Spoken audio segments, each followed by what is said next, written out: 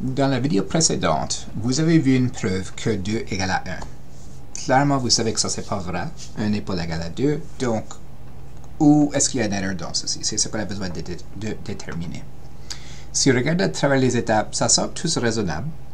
Il n'y a rien qui est comme super évident comme une erreur, mais clairement, il y a de quoi. Pour commencer, et on dit que A égale à B. On peut remplacer ça avec des numéros pour faire ceci un peu plus facile. Donc, moi, je suggère d'utiliser 1 égale 1 comme étape 1 ici. Ceci le rend un peu plus clair qu'est-ce qui est d'arriver si tu n'es pas confortable avec des lettres ou des chiffres comme ça. Puisque ce n'est pas 0, on ne va pas mettre des 0 ici. La prochaine chose, ils ont multiplié les deux côtés par A. Ils ont multiplié ça par A et ça par A.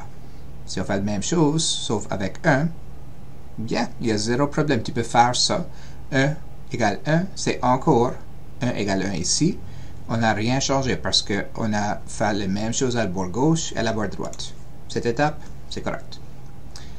La prochaine chose qu'il faut faire, il faut juste simplifier. Donc, moi, je peux écrire ceci comme 1 au carré. Et ça, c'est encore juste 1 fois 1 ou A fois B. Zéro problème là du tout. On n'a vraiment rien fait trop compliqué. Ensuite, si j'examine celui-ci, je vois qu'il fait moins B au carré à les deux côtés. Pourquoi qu'il fait ça? C'est pour faire ceci plus tard. Il n'y a pas vraiment une bonne raison à faire ça. Normalement, tu n'es pas en train de comme changer vraiment la situation d'une façon bénéfique. Mais si tu fais la même chose à les deux côtés, techniquement, cette étape est correcte. J'aurais pu dire moins 309 si je voulais, à les deux côtés, ça aurait été correct.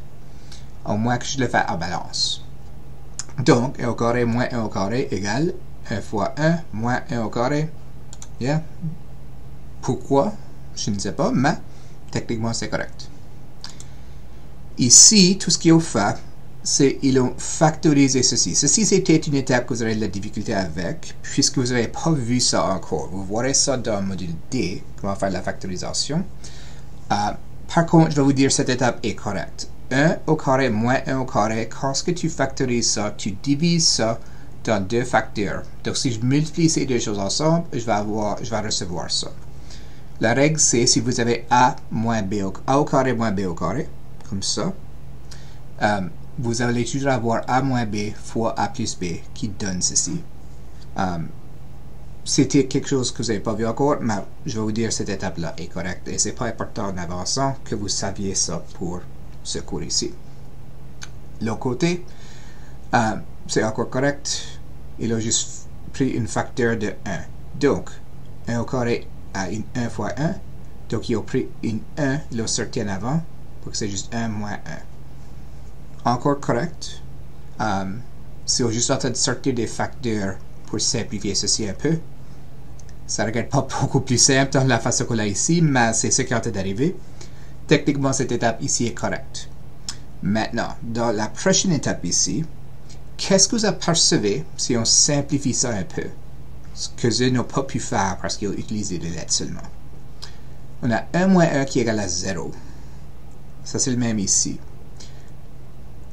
Ça garde comme qu'on pourrait juste couper ça et couper ça parce que c'est la même chose. Mais ce qu'on est en train de faire quand on coupe ces deux choses ici, comme je l'ai fait ici, c'est qu'on est en train d'isoler ou faire l'opposé de ce qui est là. Juste maintenant, c'est une multiplication par 0. Pour enlever ces zéros-là, on aurait besoin de diviser les deux côtés par 0. On ne peut pas diviser par 0. Ça ne fonctionne pas, c'est une erreur mathématique. Donc, c'est ici qu'est le problème. C'est pas évident quand on est là, puisque A égale à B, ceci dit A moins A qui est 0. Donc, c'est ici qu'est l'erreur. On ne peut pas rendre de là à là parce qu'on sera en train de diviser par 0.